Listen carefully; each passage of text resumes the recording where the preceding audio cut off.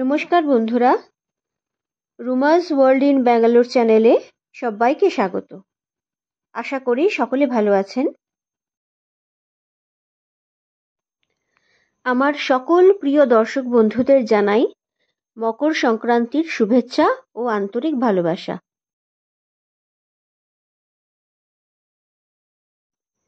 মকর সংক্রান্তির এই শুভ দিনে আমি বানিয়ে নিয়েছি পুলি দিয়ে গোবিন্দভোগ চালের পায়েস। অত্যন্ত সুস্বাদু এই পায়েস আমি কিভাবে বানাচ্ছি আপনারা দেখে নিন।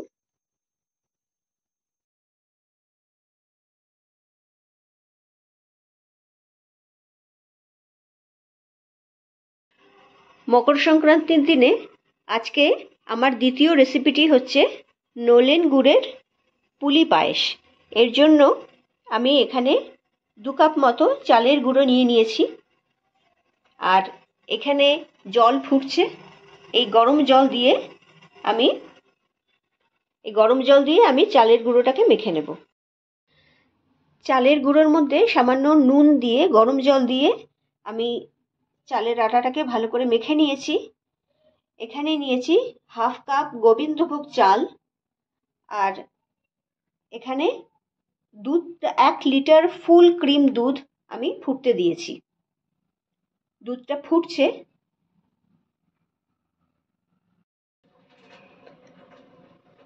গোবিন্দভোগ চালটা আমি এই দুধের মধ্যে মিশিয়ে দিয়েছি। ক্যামেরার কিছু যান্ত্রিক গোলযোগের জন্য এই চালটা দিয়ে দেওয়াটা আমার ক্যামেরায় ওঠেনি। যাই হোক, এই ফুটন্ত দুধের মধ্যে আমি গোবিন্দভোগ চালটা দিয়ে দিয়েছি। এবারে এখানে মেখে রাখা চালের আটাটা আমি এবার পুলি তৈরি করব। আমি পুলিগুলো বানিয়ে নিয়েছি। আমি ট্র্যাডিশনাল ওয়েতে হাতেই বানিয়েছি পুলিগুলো। আপনারা ইচ্ছা হলে মোল্ডেও বানাতে পারেন। আমার কাছে মোল্ড নেই, আমি হাতেই বানিয়েছি, ট্র্যাডিশনাল ওয়েতেই আমি বানিয়েছি। এই যে নারকেলের পুর দিয়ে আমি বানিয়ে নিয়েছি এই পুলিগুলো। এখানে নিয়ে নিয়েছি 1/2 বাটি নলেন গুড়। এখানে পায়েস প্রায় রেডি।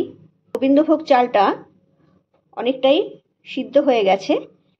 এই পর্যায়ে আমি এই পুলিগুলো আস্তে আস্তে এর মধ্যে ঢেলে দেবো, দুধের মধ্যে।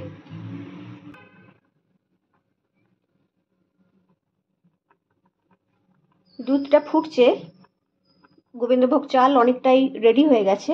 এই পর্যায়ে আমি আস্তে আস্তে এখানে ছেড়ে দেব এই পুলিগুলো।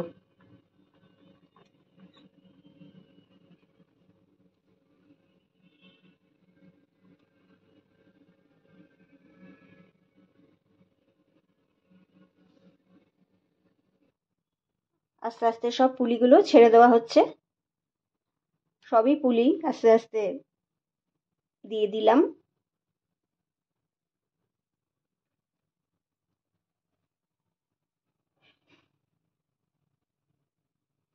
এবার ঢাকা দিয়ে দেবো।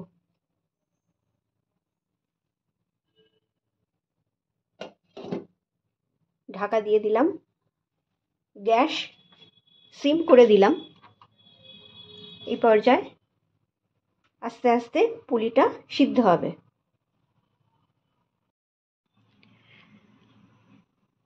5-6 মিনিট হয়ে গেছে পুলিগুলো দিয়েছি, একবার চেক করে নিই।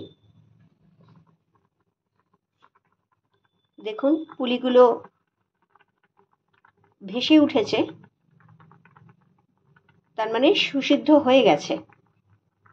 আরও খানিকক্ষণ আরও 2 মিনিট আমি লিড বন্ধ করে এটাকে হতে দেব। এরপরে দিয়ে দেব এই নলেন গুড় আর টুকরো। এই 4টে এলাচ আমি নিয়ে নিয়েছি, এগুলোকে আমি গুঁড়ো করে নেব।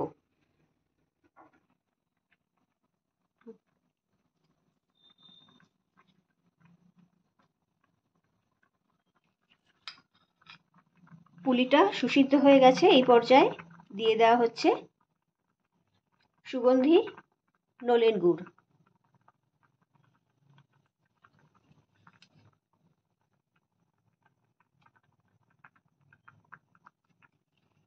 গোবিন্দভোগ চালের সুগন্ধ বেরিয়ে পড়েছে। আমার পুরো কিচেন জুড়ে পায়েসের সুগন্ধ।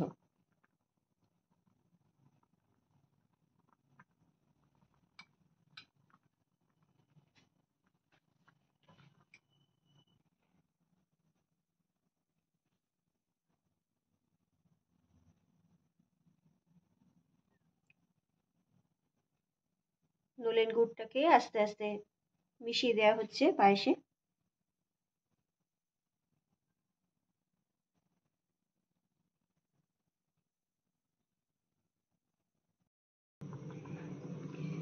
পায়েস আমার একদম রেডি হয়ে গেছে। পুলিগুলো একদম সুসিদ্ধ হয়ে উঠেছে। নলেন গুড়ের খুব সুন্দর সুগন্ধ বেরোচ্ছে। আমি এতে হাফ বাটি গুড় দিয়েছি, কারণ আমরা খুব বেশি একটা মিষ্টি খাই না। এই পর্যায়ে আমি এখানে মিশিয়ে দেব, শেষ পর্যায়ে আমি এখানে মিশিয়ে দিচ্ছি গুঁড়ো করে রাখা এলাচ। আপনারা কে কীরকম মিষ্টি খান সেই মতো গুড়ের পরিমাণ কম বা বেশি করে নিতে পারেন।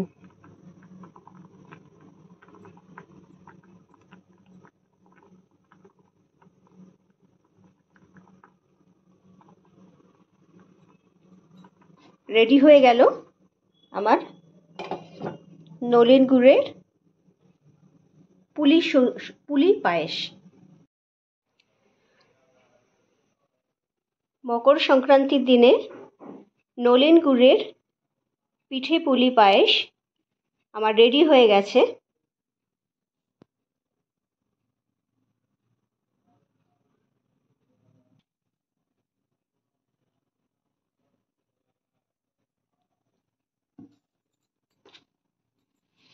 একটা বাটিতে এবারে আমি ডিশ আউট করি।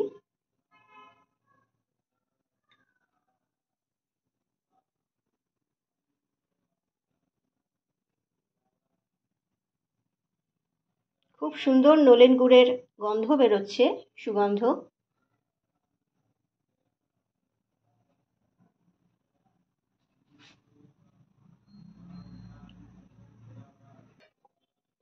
মকর সংক্রান্তিতে আমার সকল দর্শক বন্ধুদের শুভেচ্ছা জানিয়ে আমার ব্লগটা এখনই আমি শেষ করছি। সকলে মকর সংক্রান্তিতে বাড়িতে আনন্দ করুন, উৎসব করুন, পূজা করুন এবং পিঠে পুলি পায়েস পাটিসাপটা ইত্যাদি বানিয়ে আনন্দ করুন। দেখা হবে আরেকটি ব্লগে। টাটা।